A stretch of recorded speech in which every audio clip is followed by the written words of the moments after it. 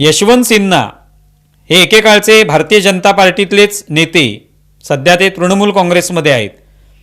त्यांची एक मुलाखत द वायर हे जे एक मंच आहे, हे जे यूट्यूब चॅनल आहे, त्याच्यावर ही मुलाखत पाहायला मिळते आपल्याला. म्हणजे आम्ही जो व्हिडिओ बनवतोय त्याच दिवशी बुधवारी ती रिलीज झाली. आपने आक्रमण भी कर लिया, आपने उनको सबक भी सिखा लिया, आपकी गोदी मीडिया भी आपके साथ रहा, उसका नतीजा क्या निकला? नहीं, उसके बाद आप भूल गए, बिहार का चुनाव आ रहा है. अच्छा. तर या मुलाखतीमध्ये ते अशाच पद्धतीचा सगळा तर्क मांडतात. मी त्यांच्यासारख्या एका ज्येष्ठ अशा नेत्याने, ज्याने अनेक वर्ष भारतीय जनता पार्टीमध्ये विविध महत्त्वाच्या पदांवर काम केलेलं आहे, विदेश मंत्री म्हणून असेल किंवा अर्थमंत्री म्हणून असेल, आणि ते राष्ट्रपतीपदाच्या निवडणुकीत सुद्धा उभे राहिले होते.